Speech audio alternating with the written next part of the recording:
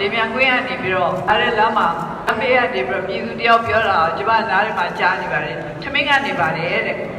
အဲ့လိုဟာပြောရင်ကျမစိတ်မကောင်းတယောက်ပြောတယ်ဆိုရင်လည်းဒါတယောက်ပြောတာကိုကျမတို့လေးလေးနဲ့ထားတယ်တယောက်ထဲကဒီလိုပြောတယ်ဆိုပေမဲ့ဒီနိုင်ငံမှာဘယ်နှယောက်ထမင်းကနေတယ်လို့ခံစားရတဲ့လူတွေရှိလဲဆိုတော့ကျမတို့အနေနဲ့အလေးထားပြီးတော့စဉ်းစားဖို့ဟာအင်တာမှာအရေးကြီးပါတယ်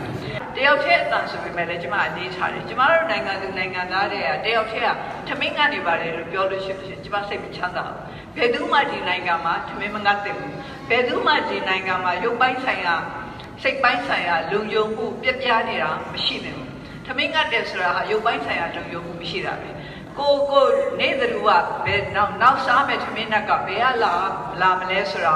ကိုဥပင်းဇောကဖြစ်နေရတယ်ဆိုလို့ရှိရင်ဒါကျမတို့နိုင်ငံဟာတိုးတက်ဖွံ့ဖြိုးတဲ့တော့တိုးတက်ဖွံ့ဖြိုးမှုမရှိဘူးဆိုတာပြနေတာဖြစ်ပါတယ်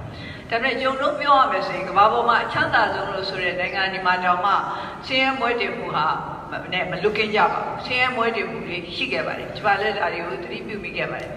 ချမ်းသာတဲ့သူတွေဆင်းရဲတဲ့သူကြားမှာကွာဟမှုတွေဟာများပါတယ်တချို့အင်တာချမ်းသာတဲ့နိုင်ငံကြီးတွေမှာတောင်မှဒါကြောင့်မလို့ကျမတို့နိုင်ငံတိုးတက်ဖွံ့ဖြိုးတဲ့နေရာမှာညီညီမျှမျှတိုးတက်ဖွံ့ဖြိုးသွားစေချင်တယ်ဆိုတာဒီလိုချမ်းသာတဲ့သူတွေနဲ့မချမ်းသာတဲ့သူတွေကြားကွာခြားမှုများနေလေနိုင်ငံတနိုင်ငံရဲ့တည်ငြိမ်မှုဟာနည်းနေပါပဲဒါကြောင့်ကျမတို့နိုင်ငံရဲ့တည်ငြိမ်မှုကိုကျမတို့ဥတည်ပြီးတော့တနိုင်ငံလုံး